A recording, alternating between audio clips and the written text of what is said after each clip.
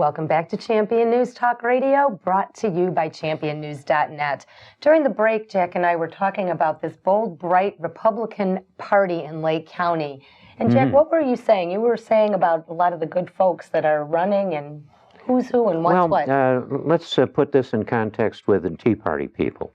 The Tea Party people have had their snoot in the air about the Republican Party, that they detect a big smell has been coming out of the party, and they've run things very badly, and that's how we've let this guy Madigan run the state of Illinois. It's been a big mess, but the Republican Party has been full of a bunch of patriarchs that were only seeking their own existence.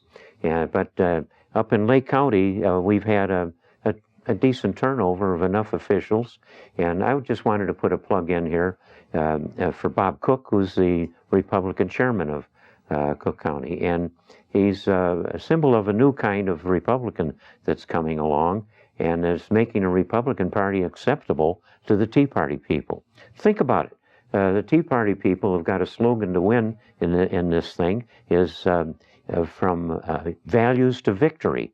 That's what's driving the politics in Illinois. And the Tea Party people are throwbacks to the genius thinkers that founded this country. And there's a certain amount of who the heck is supposed to be running this country, tired old politicians.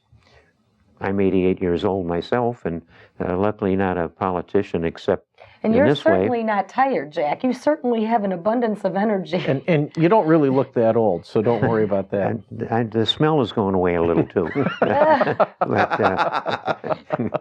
But the fact is, we do have a Republican Party that's going through a renaissance with a lot of the work with Jim Edwards over there, that's doing the vetting of the large group of people that are running, that are going to give some life to our slogan of 6 + 6 - 1. That means 6 more senators downstate and 6 more in the House.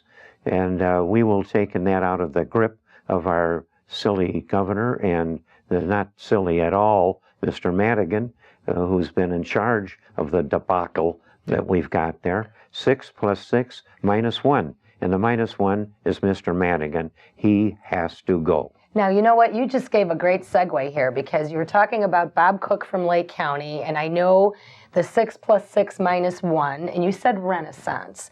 And I know the Republican Renaissance PAC is doing some amazing things, and I know there's a lot of good candidates in Lake County, like Lenny Jarrett and Ari Friedman. Let's introduce this geezer. And Don Costella. And now Jim Edwards, I know that you've been vetting a lot of these candidates, and Jim Edwards is the director of the Republican Renaissance PAC.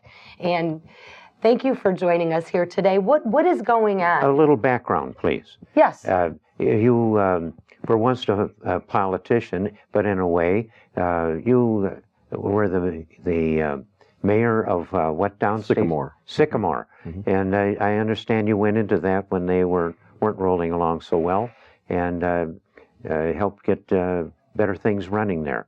But what you're doing for us is you've been, in the last year, have been vetting people all over the state of Illinois who have been, you either went to them or they came to you, and we've got a big bunch of people for running in the House and Senate, and many other things at the county level. We've been doing a job that hasn't been done for the Republican Party in a lifetime. That's right, Jack. And I want to go back a little bit, by the way. About 3 years ago, when I came in to see you, and we talked about getting this thing started.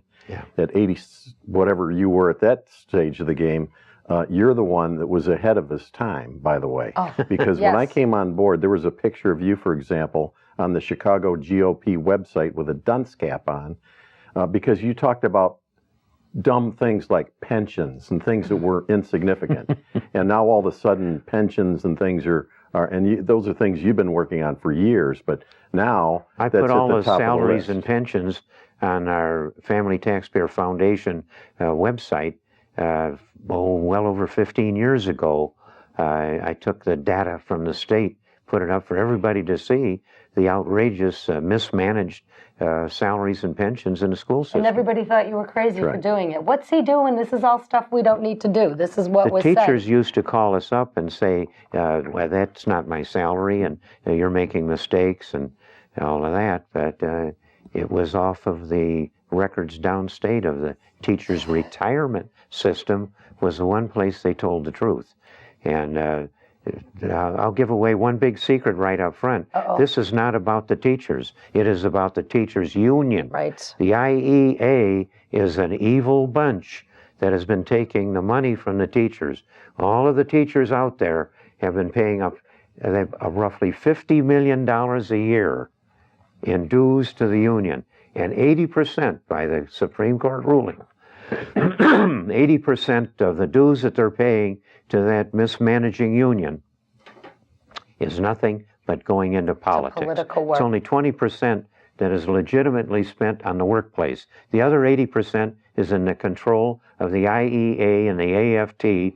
The AFT has got their own brand of lurch, stumble, and fall, but the real bad direction comes from the IEA and the tremendous amount of money that goes from the dues of the teachers into mismanaging the state of Illinois and mismanaging the pensions. They are cheating the teachers out of the pension. The vast majority of people are not going to get, they know they aren't going to get their pensions that they expect. Well, and it's due to their own union that has bankrupted. We have some teachers that are running as Republicans, and it's fun to ask them two things I like to ask them. First, tell me about your pension. And they laugh because the young teachers coming up don't think there's going to be a pension. They know it's a critical problem. And so, obviously, we would like to figure out a way to help reorganize the pensions to save them for the teachers, not to take them away, but the people that have been gamed at the top with $300,000 and $400,000. Come on, $400,000 pensions. Let's get. That's not a lifetime. That's a year. That's exactly right. $400,000 That's $33,000 a month.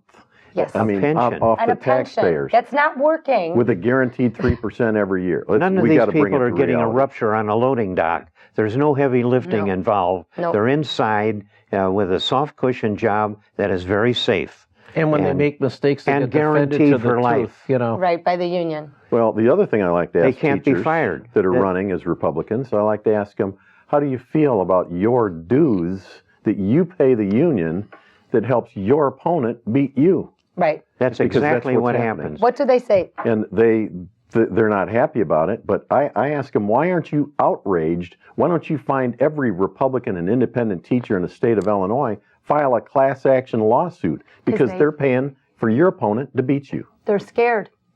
You know what's even more egregious is these teachers don't have to be part of the union. They do not have to be part of the union. Well, so says the law, but that's not the way it's working. Albeit they still have to pay their dues, which goes to this. So you really don't have to be part of the union, but we still need your percentage every month, which goes to this, which is horrible. This leads right into this race with Madigan. Most of the teachers don't even know that. Technically, you are correct. And the National Right to Work Committee is what has made that happen in 23 states where they, in fact, didn't have to belong to the union. And that's where almost all the cars are being built by foreign countries that have come to the states where you have a right to work law and are paying people a good wage, but they don't have to dork around with a blasted automobiles union because of the right to work law. Well, and the right to work is better for employment, which is ultimately better for the economy. But I want to throw in just a little bit about the vetting process that Jim has set up is actually very extraordinary. Jack's been fighting the flatulence of the Illinois GOP for years. And now with the Tea Party, we're finally in a position to really start taking some of this back. As an example, if we look at the Illinois Senate, the 31st District, we've got Larry Leafblad, who is actually trying to call himself a conservative. Been on the Lake County Board 16 years. There's never been a levy that he didn't approve. This is a guy whose entire family is entrenched in the IEA. This is a guy who wants to make homeschoolers have to register. Not only that, but only use approved curriculum. That's why we need a vetting process, so we can weed out guys like Larry Leafblatt and then find guys like Lenny Jarrett that will get down in Springfield and change things. Well, yeah, Lenny those listeners don't listen to that first name that Mike mentioned. Remember Lenny Jarrett. Lenny Jarrett, that's right. He's the guy to vote for. Well, now, Jim, how many candidates have you guys been vetting, and what is your vetting process? Can we hear a lot about this when we come back? And Bob, you're going to eliminate your position, huh? I think it's the right thing to do. It's a layer of fat that we don't need.